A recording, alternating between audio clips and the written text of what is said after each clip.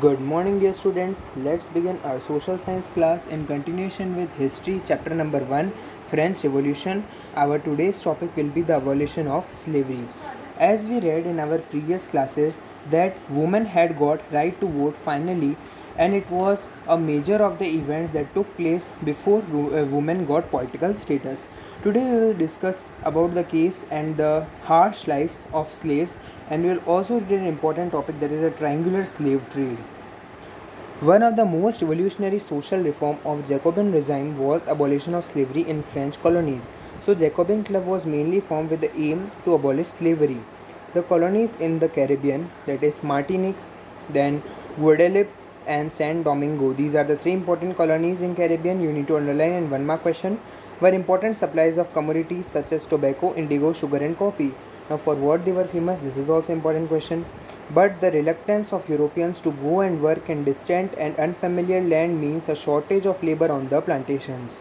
So if they are going for labors, if they are busy and the other purposes, then the plantation workers, there is a shortage of them because laborers are not able to do plantation. Now for solving this problem, this was made by a triangular slave trade between Europe, Africa and America. Now when we look on a map, the Europe and Africa and America form a triangle type of closed figure. That's why it was told as triangular slave trade. Now this is an important 3 mark question. Now the whole paragraph till ending will be our answer. So you will mark it along with me and you will be writing in your copy.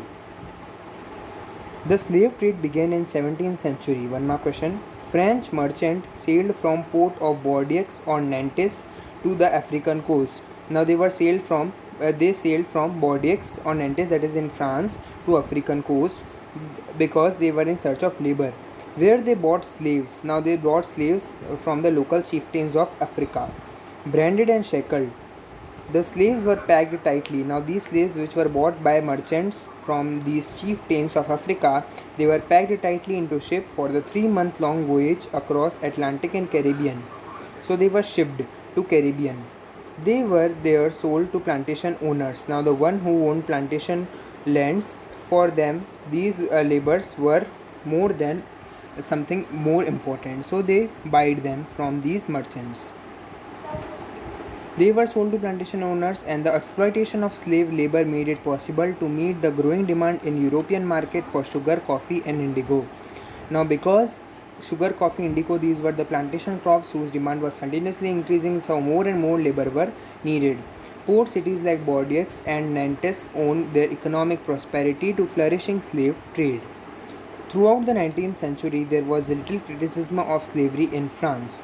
Means that time the slavery as a criticism was not taken.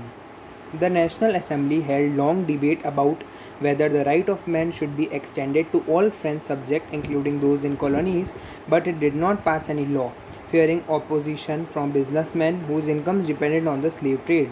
It was finally the convention which in 1794 legislated to free all slaves in French overseas possessions. This, however, turned out to be a short-term measure, and after 10 years Napoleon reintroduced slavery. Plantation owners understood their freedom as including the right to enslave African Negroes in pursuit of their economic interests, and slavery was finally abolished in the colonies in 1848. Now this was all done with the help of Napoleon. Now we will be understanding about Napoleon. Who was Napoleon? The revolution in everyday life.